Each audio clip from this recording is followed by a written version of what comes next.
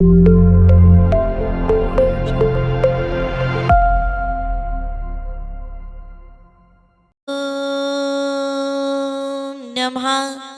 सिद्धिभ्यः।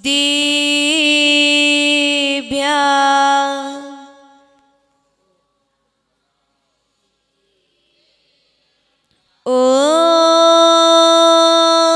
नमः सिद्धिभ्यः।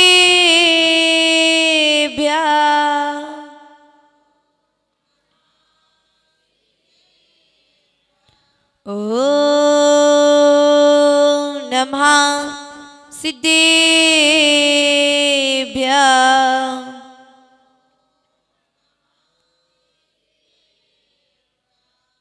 मुक्ता मुक्तैक्यरूपोऽया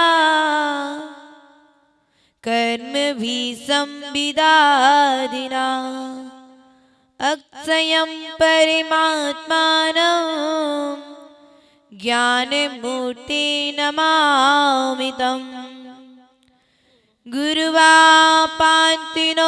नित्यं ज्ञानदर्शन नायिका चारित्राणो गंभीरा मोक्ष मार्ग उपदेशिका सिद्धालय की सभी सिद्धों को सादर शीश झुकाता हूँ। सिद्धालय के सभी सिद्धों को सादर शीश झुकाता हूँ। सिद्ध चक्र मंडल विधान की पूजा आज रचाता हूँ। रत्नात्रयधारी गुरुओं को सादर शीश झुकाता हूँ। रत्नात्रय को प्राप्त करूं मैं यही भावना भाता हूँ।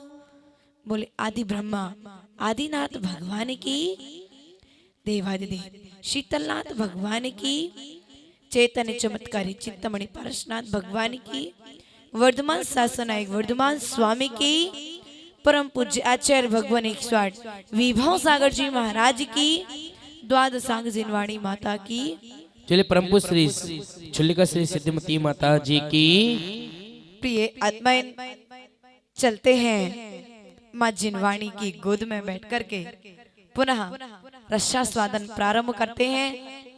आप सभी ने चंद पंक्तियां तो पढ़ी होगी, सुनी होगी और गुनी है कि नहीं। आप सभी पढ़ते आ रहे हैं। जिनवाणी रस पान करूं मैं जिनवर को ध्याऊं। जिनवाणी रस पान करूं मैं जिनवर को ध्याऊं।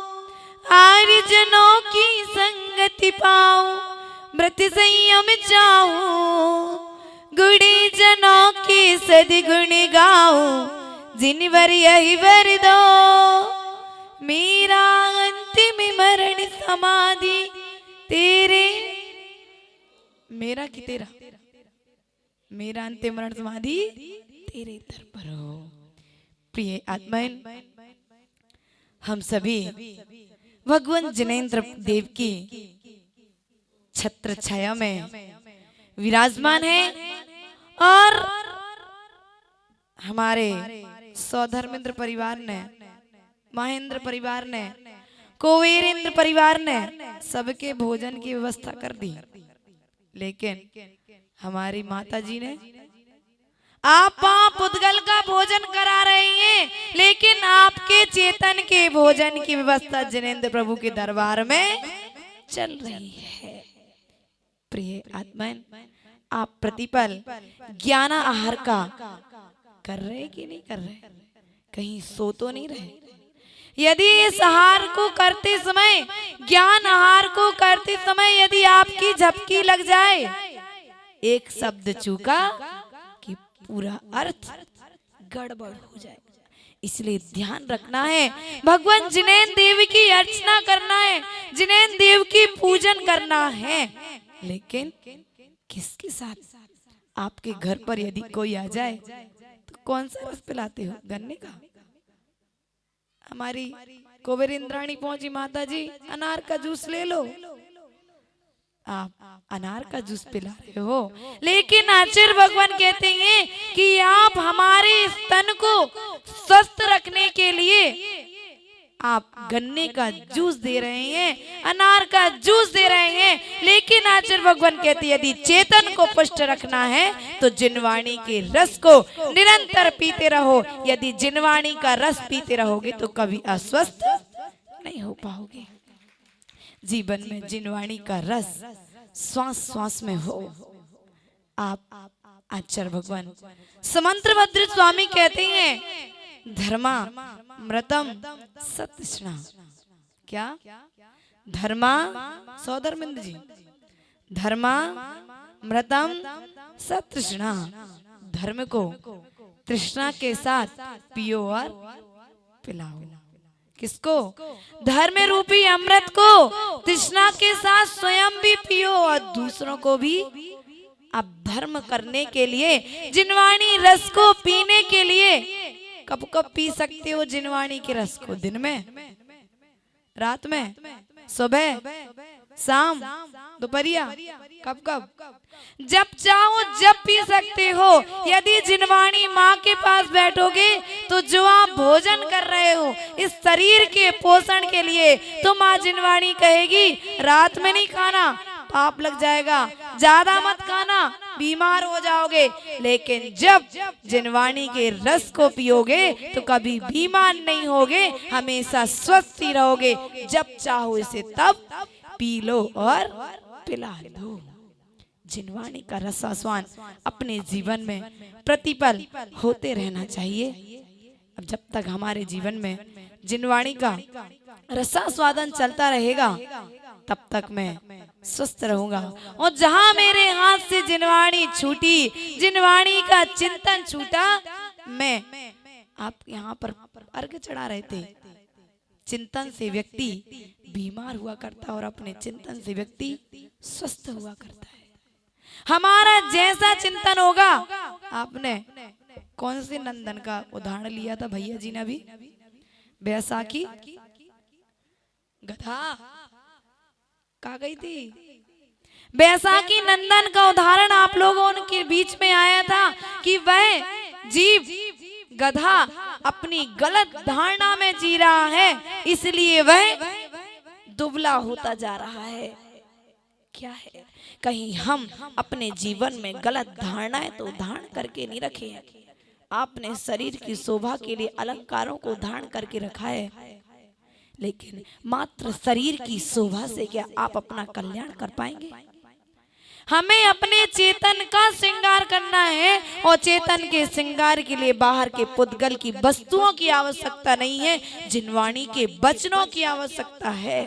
हमने निर्वाण बहुत कराया है और हमारा निर्माण का कार्य भी चल रहा है। एक घर का आप घर में बैठ कर के मकान बनाने, दूसरा मकान बनाने का सोच रहे हैं और मंदिर में आकर के जिनालय बनाने का सोच रहे हैं। वही कार्य वही है, निर्माण हो रहा है, लेकिन निर्माण में कितना अंतर है। एक कार्य आपके लिए निर्माण देने वाला है और एक कार्य आपके लिए आपकी गति कौन सी होगी।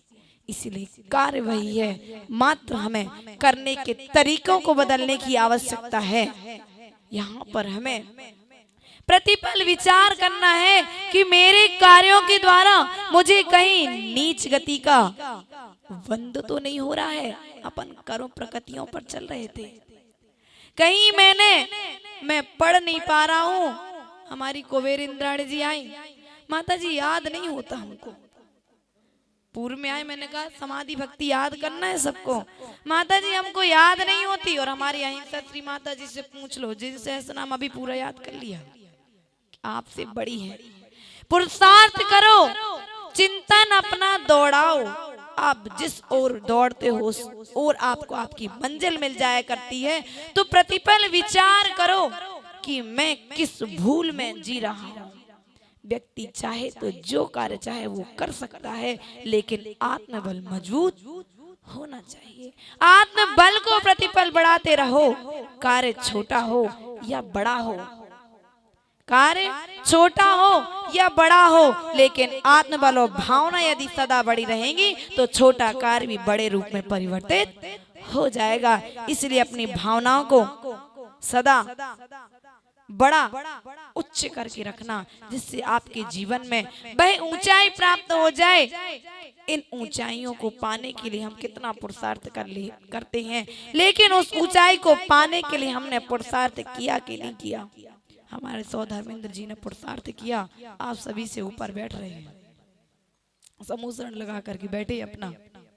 तो हम सभी कुछ पुरुषार्थ करें, थोड़ा पुरुषार्थ करें तो हमें वहां बैठना है, हमें वहां की तैयारी करना है। यहाँ की तैयारी से विदित होता है कि आप वहां की तैयारी कितना कर रहे हैं। जब आप बाहर जाते हैं तो डब्बा साथ में लेकर के जाते हैं, जब घर से बाहर जाते हैं तो डब्बा साथ में लेकर जाते हैं कि वहां यदि अंथों की व्यवस्था नहीं होगी तो हम अपना डिब्बा निकाल करके भोजन कर लेंगे। तो यहाँ से यदि यह निश्चित है कि 100 वर्ष की आयु तुम्हारे लिए यहाँ पर मिली हुई है, 120 वर्ष की आयु आपको मिली हुई है, तो इस 120 वर्ष की आयु में आपको जो पूर्व पर्याय में जाना है, उस पर्याय के लिए आपने क्या पुण्य अर्जन करके रखा? जो आप यहाँ पर कर रहे हैं वही आपके साथ जाने वाला है, और कुछ जाएगा क्या? आपका पुत्र, आपकी पत्नी, आपका परिवार, आपका मकान सब यही छूट जाएगा। लेकिन इस तरीके के अनुष्ठान करके आप जो पुण्य का अर्जन करेंगे वह आपके साथ सदा ही जाने वाला है। देखो, आप अपने घर में एक एक्स्ट्रा पेमेंट रखते हैं, बैंक बैलेंस अलग से करके रखते हैं। यदि कभी मुसीबत आ जाए तो उस समय वो बैंक बैलेंस आपके काम में आ जाए। करते हैं कि नहीं करते?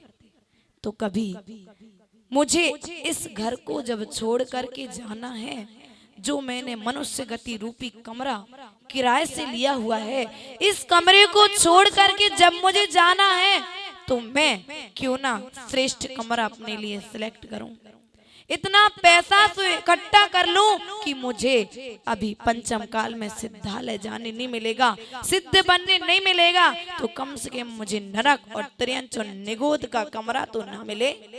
यदि आप यहाँ अच्छे से हो तो वहां भी तुम्हें अच्छा मिलेगा, यदि तुम यहाँ अच्छे से नहीं रहोगे तो वहां भी तुम्हें अच्छा मिलने वाला नहीं है। इसलिए आपको जहां जाना है मात्र बैंक के बैलेंस को बराबर ना करते रहो। सौधर्मेंद्र जी, अभी हमने 2 लाख की बोली ले ली, अब 2 लाख की पूर्ति करनी पड़ेगी पहले।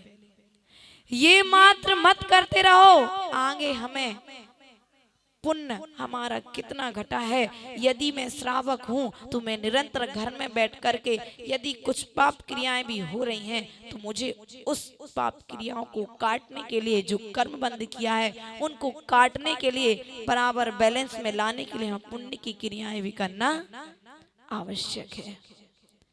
प्रिय आत्मा, हम प्रातः की बेला में उठ करके क्या पढ़ते हैं? पेपर, हाँ, पर के परिणामों को पढ़ लिया करते हैं भैया। प्रातः की बेला में हम जागते हैं, जागने के बाद में एक हाथ में चाय हुआ करती है, दूसरे हाथ में पेपर हुआ करता है। आप उस पेपर से क्या पढ़ रहे हैं? पर के परिणामों को, पर की गति को, पर की दुर्घटना को, उन सबको पढ़ने के बाद में यदि निज के परिणामों को नहीं पढ़ पा रहे हो, देखो, पर को पढ़ने के लिए पेपर की आवश्यकता है, लेकिन निज के परिणामों को यदि पढ़ना है, तुम्हें निज के परिणामों को यदि जानना है तो एक बार तुम जिनवाणी को पढ़ लो, पेपर पढ़ना अपने आप छूट जाएगा। इसलिए हमें प्रतिपल पुरुषार्थ करना है, प्रतिपल प्रयास करना है। एक नियम जरूर लेना है यहाँ से कि हम स्वाध्याय रोज करेंगे। आप स्वाध्याय का नियम लो, शास्त्र आपके यहाँ उपलब्ध हो जाएंगे। हाँ, स्वाध्याय जिनवाणी को पढ़ने का नियम। हम किसके पास बैठ रही हैं? एक माँ 24 घंटे में यदि बेटा जब स्कूल से आता है तो माँ हाथ फेर कर पूछ लेती है, बेटा कैसे हो, क्या पढ़ा स्कूल में? लेकिन जब तुम अपनी माँ जिनवाणी के पास बैठोगे नहीं तो क्या तुम्हें उसका वात्सल्य, उसका प्रेम, उसकी सीख मिलेगी क्या? हम परेशान हो जाते हैं, हैरान हो जाते हैं। क्यों हो जाते हैं परेशान? यदि कुछ परेशानी हो तो बेटा यदि अपनी माँ से कह दे तो वो परेशानी आधी हो जाया करती है। लेकिन हम इतने दुष्ट बच्चे हैं कि माँ जिनवाणी के पास आके ही नहीं बैठते। बैठते हो कि नहीं बैठते? सौधर्मिन जी, सौधर्मिन जी नहीं करते स्वाध्याय, हमें लगता है ऐसा नहीं करते ना। एक पेज को ले लो आज नियम, एक पेज रोज पढ़ने का। हाँ, पेपर के 10 पेज पढ़ते हो? नहीं पढ़ते पेपर, बहुत अच्छी बात है। हमारे सौधर्मिन जी के लिए ताली बजा दो, कम से कम पेपर नहीं पढ़ते हैं। अच्छा, मतलब अच्छा, पैसा में जोन कमा रहे वो थे खर्च कर रहे हैं। इसलिए पुरुषार्थ करना है। देखो, जब एक एक बूंद गिरती है नल से तो वह घड़ा भर जाता है। सागर सागर नहीं था, जब कई नदियां मिली तब वह सागर महासागर बना है। तो हमें भी पुरुषार्थ करना है। यदि हमें सागर बनना है तो कम से कम इन छोटे छोटे नियमों को अपने जीवन में धारण करना है। नदी की बूंदें जब मिलती हैं तो सागर बनता है। और जब हम सभी जैसे आज यहाँ पर बैठे हैं, वैसे ही वहां सिद्धालय में जाकर के, समूह शरण में जाकर के भगवान जिनेंद्र देव की क्या सुनना है? क्या सुनना है? बात है? समूह शरण में जाकर के क्या सुनने मिलेगा? प्रवचन तुम्हारों करने, बताओ तो ना। हाँ, आपके लिए भगवान जिनेंद्र देव की दिव्य ध्वनि सुनने मिलेगी वहां पर। जैसे आज यहाँ पर भगवान जिनेंद्र देव की देशना को हम सभी सुन रहे हैं, परोक्ष रूप में उसे ग्रहण करने का प्रयास कर रहे हैं। तो हमारा पुरुषार्थ यह होना चाहिए कि भगवान आज आप नहीं हो, लेकिन फिर भी हमें वह स्तुति सुनने को मिल रही है। तो भगवान मेरा पुण्य वह कब आएगा? जब मैं आपके समूह शरण में बैठ करके आपकी स्तुति को सुनूंगा। इस पुरुषार्थ के साथ में हम जिनेंद्र देव की स्तुति को, जिनेंद्र देव की भक्ति को पूर्ण मन योग, वचन योग, काय योग से करने का पुरुषार्थ करेंगे। आपका पुरुषार्थ आपके लिए तीर्थंकर प्रकृति का बंध करा करके सिद्ध बनाने में सफल हो। बोले देवादिदेव परम पूज्य आचार्य भगवान विभव सागर जी महाराज की। हाँ।